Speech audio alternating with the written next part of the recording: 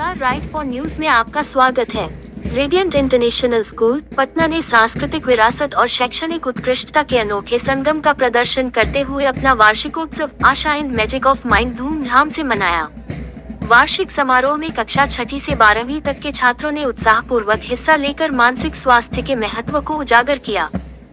कार्यक्रम का शुभारंभ मुख्य अतिथि बिहार सरकार के वित्त विभाग के विशेष सचिव श्री राहुल कुमार, विशिष्ट अतिथि पाटलिपुत्र सहोदय स्कूल कॉम्प्लेक्स के अध्यक्ष श्री राजीव रंजन सिन्हा, विद्यालय प्रबंधन समिति के प्रवर्तक Shri Vishal Singh, Indirapuram group of institutions की सहायक शिक्षा निर्देशिका सुश्री जोयिता दासगुप्ता, विद्यालय की प्राचार्या श्रीमती मनीषा सिन्हा सहित अन्य गणमान्य प्रतिष्ठित विद्यालयों के प्रधानाचार्य अतिथियों के कर कमलों द्वारा दीप प्रज्वलन के साथ हुआ। तत्पश्चात विद्यालय के संस्थापक स्वर्गीय श्री अजीत कुमार सिंह को भावभीनी श्रद्धांजलि दी गई। विद्यालय की प्राचार्या श्रीमती मनीषा सिन्हा ने आगत अतिथियों का स्वागत करते हुए कहा कि मानसिक स्वास्थ्य की देखभाल करना उतना ही जरूरी है जितना कि शारीरिक स्वास्थ्य का, क्योंकि वह हमारे जीवन की गुणवत्ता को सुधार कर स्वस्थ बनाता है। उन्होंने कार्यक्रम के उद्देश्य के अनुरूप ही छात्रों को मानसिक स्वास्थ्य के मुद्दों पर शिक्षित करने के महत्व पर जोर दिया। इसके बाद उन्होंने विद्यालय शैक्षणिक सत्र 2024-25 की वार्षिक रिपोर्ट पर प्रकाश डालते हुए छात्र छात्राओं की उपलब्धियों का विवरण दिया और विश्वास दिलाया कि आने वाले वर्षों में रेडियंट सफलता की नई बुलंदियों को हासिल करेगा। सांस्कृतिक कार्यक्रम के विराट संगम का आगाज विद्यालय की संगीत मंडली द्वारा प्रस्तुत सरगमा सिम्फनी ऑफ माइंड के सुमधुर गायन से हुआ, जिसके संवेद स्वर ने दर्शकों को झूमने पर मजबूर कर दिया। इसके बाद शास्त्रीय नृत्य तालल द कीपर ऑफ माइंड की प्रस्तुति में कलाकारों के सुर और लय के अनोखे तालमेल को देखकर दर्शक मंत्रमुग्ध होकर गए। कार्यक्रम का मुख्य आकर्षण था शेक्सपियर के मैकबेथ का एक अभिनव रूपांतरण, जिसका शीर्षक द शैडो ऑफ माइंड था, जहां महत्वाकांक्षा, अपराध बोध और नैतिक दुविधाओं से जूझते हुए मन के दबंध को दिखाकर ये बताया गया है कि आज भी समस्याएं हमारे आसपास के लोगों में मौजूद हैं। अतः संगीत, नृत्य और कहानियों के माध्यम से मानसिक स्वास्थ्य के महत्व को उजागर किया गया था।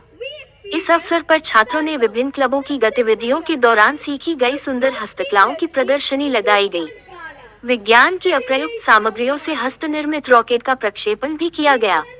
विद्यालय प्रबंधन समिति के प्रवर्तक श्री विशाल सिंह ने छात्रों की कड़ी मेहनत और मनमोहक प्रस्तुति की भूरी प्रशंसा की। उन्होंने मानसिक स्वास्थ्य से संबंधित सामाजिक चुनौतियों पर काबू पाने के लिए और सकारात्मक सोच को बढ़ावा देने की आवश्यकता पर जोर दिया। मुख्य अतिथि श्री राहुल कुमार ने छात्रों की असाधारण प्रतिभा की सराहना करते हुए उनकी कड़ी मेहनत और मनमोहक प्रस्तुति की भूरी प्रशंसा करते हुए उन्हें अधिक से अधिक उपलब्धियों के लिए प्रयास करने के लिए प्रेरित किया। इस अवसर पर प्रतिष्ठित इंदिरापुरम ग्रुप ऑफ इंस्टीट्यूशंस के एक हिस्से के रूप में रेडियंट के विज्ञान, वाणिज्य और मानविकी संकाय में 95% और उससे अधिक अंक प्राप्त करने वाले छात्रों को स्टेलर अवार्ड कार्यक्रम में 15,000 रुपये नकद पुरस्कार से सम्मानित किया गया। ये पुरस्कार समारोह हर साल दिल्ली NCR में आयोजित किया जाता है। AISSCE 2023-24 के गौरवान्वित टॉपर्स को एक बार फिर स्कूल के वार्षिक समारोह में उनके माता पिता की उपस्थिति में सम्मानित किया गया। विद्यालय के भूतपूर्व प्राचार्य कर्नल प्रेम प्रकाश सेना मेडल सेवानिवृत्त द्वारा इतिहास, अकाउंटेंसी और गणित में पुरस्कार दिया गया। कार्यक्रम का समापन foundational head miss Panchali Chattopadhyay के धन्यवाद प्रस्ताव के साथ हुआ, जिसमें उन्होंने आगत अतिथियों सहित उपस्थित अभिभावकों, प्रेस, मीडिया, विद्यालय के शिक्षक एवं शिक्षकेतर कर्मचारियों के सहयोग और समर्थन के लिए आभार व्यक्त किया गया। ये कार्यक्रम दर्शकों को मानसिक स्वास्थ्य और कल्याण के महत्व से परिचित और प्रेरित कराने में सफल रहा। कार्यक्रम का समापन गाला शो के पश्चात राष्ट्रगान से हुआ। एनुअल फंक्शन में कितना प्राउड महसूस करेंगे, खास करके गेस्ट मिस्टर साहब को अप्रिशिएट किया और ऑर्गेनाइज से कार्यक्रम को लेकर क्या कुछ कहेंगे?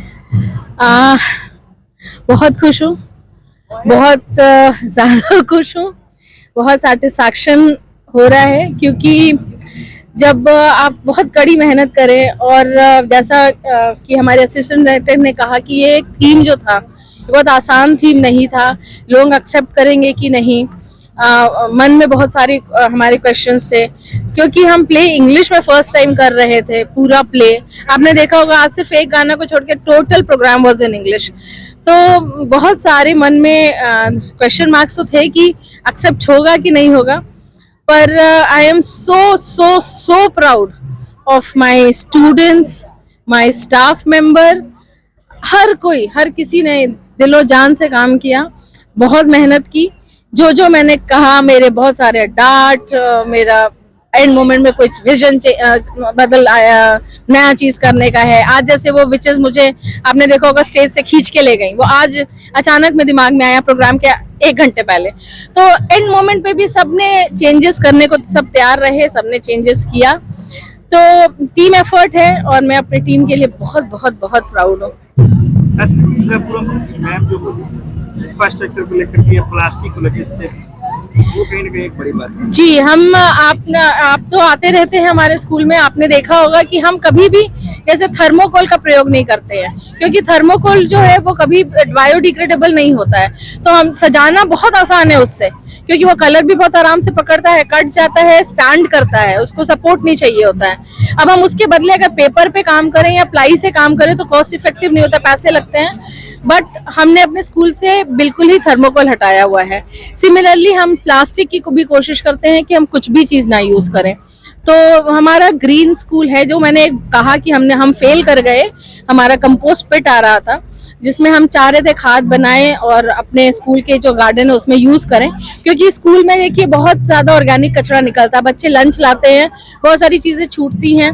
तो हम कर सकते हैं, लेकिन अनफॉर्चुनेटली यहाँ का जो ग्राउंड लेवल है, वाटर टेबल इतना ऊपर है, ग्राउंड लेवल पे आ जाता है पानी, तो हम कर नहीं पा रहे हैं। हम उसकी सोच निकाल रहे हैं कि कैसे करेंगे।